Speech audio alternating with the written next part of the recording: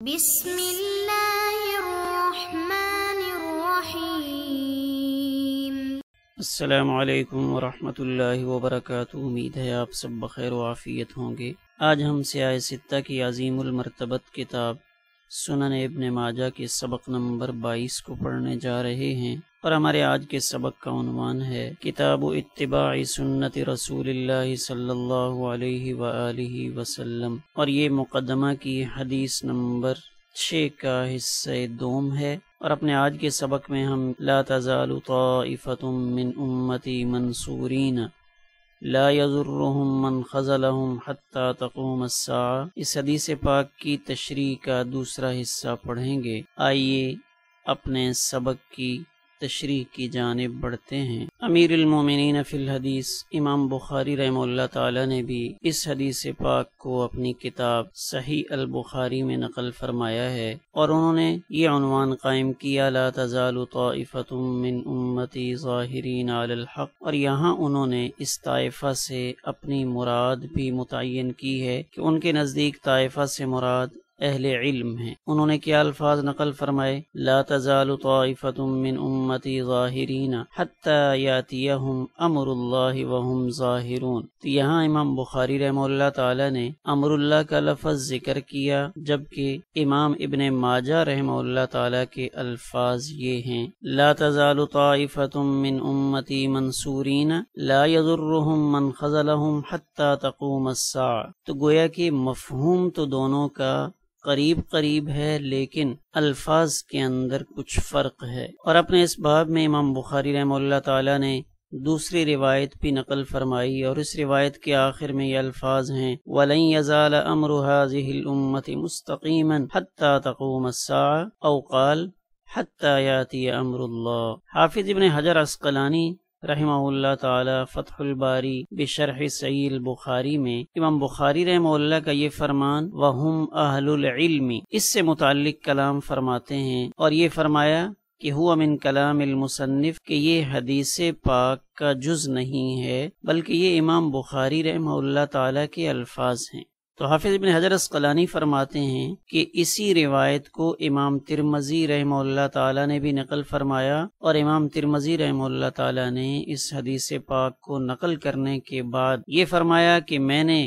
امام بخاری رحمہ اللہ تعالی کو یہ فرماتے ہوئے سنا کہ امام بخاری رحمہ اللہ تعالی یہ فرماتے تھے کہ میں نے حضرت علی بن المدینی ان کو سنا، انہوں نے اس حدیث پاک میں لفظ طائفہ سے متعلق یہ فرمایا تھا ہم اصحاب الحدیث، کہ اس سے مراد ائمہ حدیث ہیں۔ پھر آگے حافظ ابن حجر عسقلانی نے امام حاکم ان کا حوالہ دیا کہ انہوں نے امام احمد ابن حنبل رحمہ اللہ سے صحیح سند کے ساتھ یہ بات نقل کی ہے کہ امام احمد ابن حنبل رحمہ اللہ تعالی نے یہ فرمایا ان لم یکونوا اہل الحدیث فلا ادری من هم، کہ اگر اس سے مراد ائمہ حدیث نہیں ہیں تو پھر مجھے نہیں پتا کہ اس سے مراد اور کون لوگ ہو سکتے۔ اور بعض شراح نے یہ بھی گمان کیا کہ یہ جو امام احمد بن حنبل رحمہ اللہ کی رائے ہے یہ سیدنا معاویہ رضی اللہ تعالی عنہ کی اس حدیث پاک سے ماخوذ ہے جس میں سیدنا معاویہ رضی اللہ تعالی عنہ نے نبی کریم صلی اللہ علیہ وآلہ وسلم کے یہ الفاظ نقل فرمائے من یرد اللہ بہ خیرا یفقہہ فی الدین۔ تو حافظ ابن حجر فرماتے ہیں وہو فی غایۃ البعد، کہ یہ معنی تو بہت دور کا ہے۔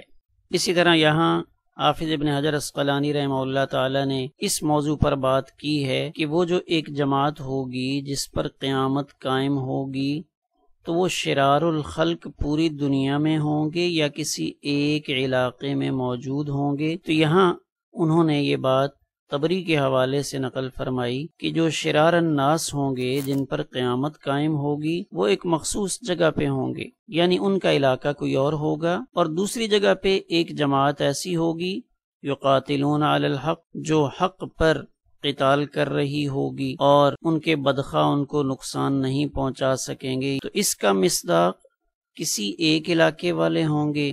اور شرار خلق دوسرے علاقے والے ہوں۔ اور پھر اس میں جب علاقے کی بات آئی تو حافظ ابن حجر رحمہ اللہ تعالی نے حضرت ابو امامہ کی حدیث کو پیش کیا، جس میں یہ الفاظ ہیں کہ نبی کریم صلی اللہ علیہ وآلہ وسلم سے عرض کیا گیا اینہم، کہ یہ جماعت جس کی مدد اللہ کریں گے یہ کہاں پہ ہوگی؟ تو آپ نے فرمایا ببیت المقدس، کہ یہ جماعت بیت المقدس میں ہوگی۔ موجودہ حالات میں جس وقت ہم اس سبق کو ریکارڈ کر رہے ہیں تو ابھی بھی اسرائیل اور فلسطین میں یہ تنازع چل رہا ہے، اور اس وقت فلسطین کے اندر مٹھی بھر مسلمانوں کی جماعت نے واقعتاً ایسا کر دکھایا ہے کہ وہ اس حدیث پاک کا مصداق ٹھہرے ہیں۔ تو بہرحال اس وقت کے اہل ایمان وہ بھی اس حدیث پاک کا مصداق ہیں، چونکہ اللہ کے پیارے پیغمبر کا فرمان یہ ہے کہ قیامت تک ہر زمانے میں ایسی جماعت موجود رہے گی۔ اگرچہ اس میں آگے تفصیل آ رہی ہے کہ اس سے مراد وہ جماعت ہے دجال جن کا محاصرہ کرے گا، اور پھر سیدنا عیسیٰ علیہ السلام کا نزول ہوگا، اور سیدنا عیسیٰ علیہ السلام دجال کو قتل کریں گے، اور سیدنا عیسیٰ علیہ السلام کے زمانے میں دین اسلام کو غلبہ حاصل ہوگا۔ پھر سیدنا عیسیٰ علیہ السلام جب انتقال فرما جائیں گے تو اس کے بعد یہ ہوا چلے گی جس نرم اور میٹھی ہوا کا تذکرہ مسلم شریف کی روایت میں ہوا، اور اپنے گزشتہ سبق میں ہم نے اس ہوا کو پڑھا کہ جس ہوا کے ذریعے تمام مومن مرد اور عورت انتقال کر جائیں گے۔ یہاں ہم اس حدیث پاک کی تشریح کو امام ابو الحسن سندھی ان کے حوالے سے دیکھتے ہیں۔ انہوں نے اس حدیث پاک کی تشریح میں کچھ اہم چیزوں کی طرف اشارہ فرمایا ہے۔ امام سندھی فرماتے ہیں کہ طائفہ سے مراد لوگوں کی ایک جماعت ہے، تو اس طائفتن کے اوپر جو تنوین ہے، اس تنوین کو بعض اہل علم نے تقلیل کے لیے، بعض نے تکسیر کے لیے، اور بعض نے تعظیم کے لیے قرار دیا، یعنی تینوں احتمال ان کا تذکرہ کیا۔ اب اگر یہ تنوین تقلیل کے معنی میں ہو تو اس وقت اس کا مطلب یہ بنے گا کہ یہ جماعت، یہ طائفہ شرذمتن قلیلتن کا حقیقی مصداق ہے، اور اگر یہاں تنوین تعظیم کے لیے ہو اس وقت اس کا مطلب یہ بنے گا کہ یہ جماعت نہایت اعلیٰ و عرفہ مراتب پر فائز ہوگی، لعظم قدرہم ووفور فضلہم، کہ یہ بہت بلند مرتبہ ہوں گے اور بڑے فضائل والے ہوں گے۔ اور اس کے اندر تکسیر کا احتمال بھی ہے۔ تکسیر کی صورت میں اس کا مطلب یہ بنے گا کہ یہ جماعت انسانیت کا جوہر اور ملت کا دماغ اور انسانیت کی روح ہوگی، اور یہ ایسی جماعت ہوگی کہ جس کے سامنے حقیقت سے عاری بڑی بڑی قومیں اور زبردست طاقتیں بھی نہیں ٹھہر سکیں گی، اس لیے کہ یہ لوگ اگرچہ تھوڑے ہوں گے، وَإِن قَلُّوا، اگرچہ یہ لوگ نہایت قلیل تعداد میں ہونے کے باوجود دنیاوی اور اخروی لحاظ سے اتنے باعظمت اور ذی رفعت ہوں گے کہ ہزاروں انسان بھی کسی بھی پہلو سے ان کا مقابلہ نہیں کر سکیں گے۔ فَإِنَّ الْوَاحِدَ لَا يُسَاوِيهِ الْأَلْفَ، کہ ان کے مقابلے میں ہزار کیا پوری انسانیت کسی اعتبار سے بھی ان کے سامنے نہیں ٹھہر سکے گی۔ تو یہاں طائفتن کی تنوین اس کو مد نظر رکھتے ہوئے تینوں معنی تقلیل، تعظیم اور تکسیر، اور حدیث پاک کے الفاظ منصورین، کہ ان لوگوں کی اللہ کی طرف سے مدد کی جائے گی۔ اب اس مدد کے اندر دو احتمال ہیں کہ وہ مدد دلائل کے ذریعے ہوگی یا تلوار اور نیزوں کے ذریعے سے ہوگی۔ اگر وہ مدد دلائل کے ذریعے ہو تو یہ اہل علم ہوں گے، اور اگر یہ مدد اسلحہ کے ذریعے سے ہو تو الغزات، تو یہ مجاہدین اسلام ہوں گے۔ تو یہ جو پہلی رائے ہے کہ اس سے مراد اہل علم ہیں، تو ہمارے مصنف رحمہ اللہ اسی بات کی طرف گئے ہیں، اور انہوں نے حدیث کو اس باب میں ذکر فرمایا۔ یہاں امام سندھی نے امام جلال الدین سیوطی رحمہ اللہ کی بات نقل فرمائی کہ امام سیوطی یہ فرماتے ہیں کہ اس سے مراد اہل علم تو ہیں، مگر اہل علم میں سے مجتہدین مراد ہیں، کیونکہ مقلدین تو حقیقت میں علماء ہیں ہی نہیں۔ پھر یہاں امام سیوطی رحمہ اللہ تعالی نے ایک اور استدلال کیا کہ اجتہاد کا دروازہ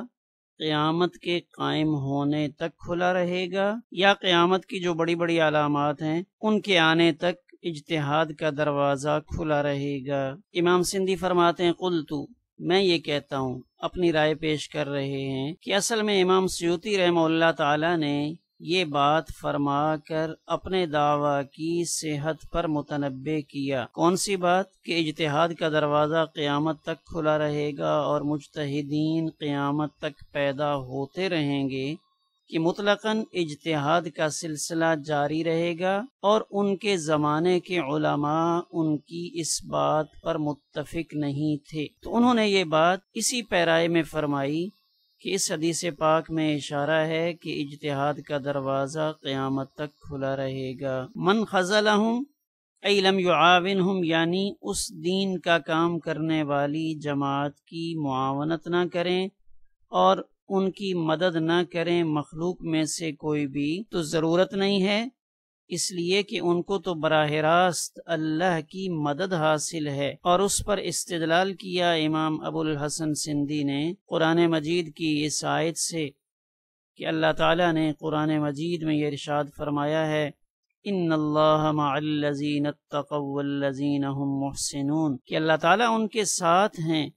جنہوں نے تقوی اختیار کیا، یعنی اللہ تعالیٰ کی مدد ان کے ساتھ ہے۔ لہٰذا اگر کوئی ان کی مدد نہیں کرتا تو اس سے ان کا کوئی نقصان ہونے والا نہیں ہے۔ یہاں اس صفحے پر بھی شارح اسی بات کی تفصیل کو بیان کر رہے ہیں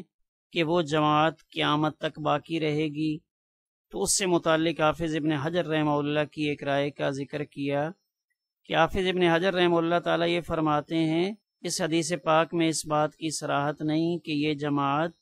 قیامت کے وقوع تک باقی رہے گی۔ حافظ ابن حجر فرماتے ہیں کہ اس حدیث پاک میں چونکہ حتیٰ یاتیہ امر اللہ کا لفظ موجود ہے، تو امر اللہ کی مراد ہمارے لیے متعین کرنا مشکل ہے۔ تو حافظ ابن حجر فرماتے ہیں کہ اس میں اس بات کا احتمال ہے کہ اس سے مراد یہ ہو کہ جو ایمان والے باقی رہ گئے ہیں ان کی روح کو قبض کر لیا جائے۔ احادیث مبارکہ کا ظاہر اس بات کا تقاضا کرتا ہے کہ یہ لوگ بیت المقدس میں ہوں، اس لیے کہ ان میں سے آخری ایمان والے وہ سیدنا عیسیٰ علیہ السلام کے ساتھ ہوں گے۔ پھر اللہ تعالیٰ ایک ہوا کو بھیجیں گے جو ہوا تمام ایمان والوں کی روح کو قبض کر لے گی، اور پھر اس کے بعد مخلوق میں سے جو بدترین ہیں وہی باقی رہ جائیں گے۔ اس صفحے پر بھی علامات قیامت سے متعلق کچھ تفصیل بیان فرمائی۔ یہاں اس صفحے پر بھی اسی تفصیل کو آگے بڑھایا اور دجال کے نکلنے کا تذکرہ کیا۔ یہاں ایک اور روایت سیدنا عمران ابن حسین رضی اللہ تعالیٰ عنہما کے حوالے سے بیان فرمائی، رفعہ، اور اس کو مرفوعاً بیان کیا۔ اس حدیث پاک میں یہ الفاظ بھی ہیں،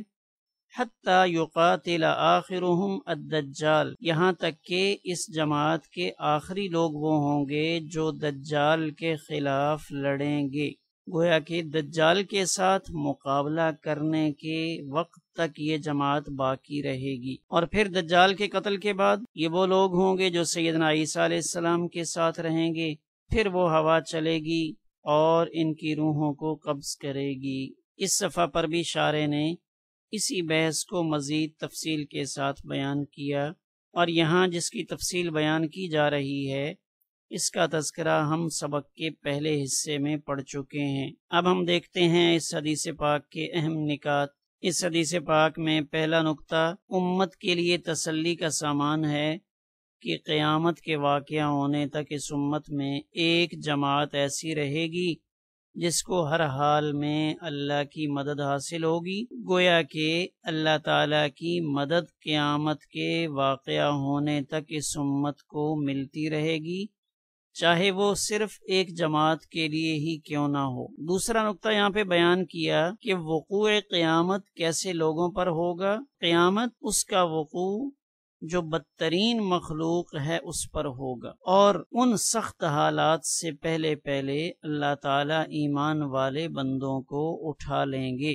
اس حدیث پاک میں تیسرا نقطہ لفظ طائفہ کے اندر ہے کہ لفظ طائفہ کے اندر ایسی وسعت ہے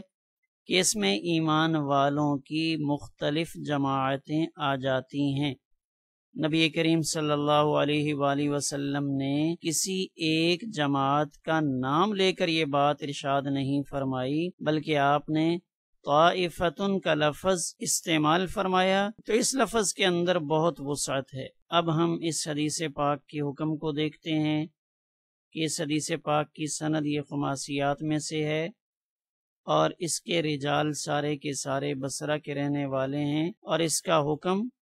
صحت ہے، یعنی یہ حدیث پاک صحیح ہے اس لیے کہ اس کے رجال سارے کے سارے ثقہ ہیں۔ اس حدیث پاک کے فوائد: اس حدیث پاک میں اہل حق کو تسلی دی گئی ہے کہ باطل کی کثرت اور ترقی سے نہ گھبرائیں، دین کے اہم امور کو سر انجام دینے والے تمام افراد کے لیے خوشخبری ہے، دین کے حقیقی خدمتگاروں کو اللہ تعالیٰ کی مدد حاصل رہے گی، دین کے تمام شعبے ایک دوسرے کے رفیق ہیں، فریق نہیں۔ اپنے آج کے سبق سے متعلق تمرینی سوالات ہم دیکھتے ہیں۔ مقصود حدیث کیا ہے؟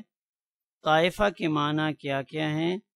اس حدیث کا مصداق کون کون لوگ ہیں؟ آخر میں ہم اپنے آج کے سبق کے خلاصے پر ایک نظر ڈالتے ہیں۔ اپنے آج کے سبق میں ہم نے ان 6 عنوانات کی تفصیل کو پڑھا۔ ہمارا آج کا سبق الحمدللہ اسی پر مکمل ہوا۔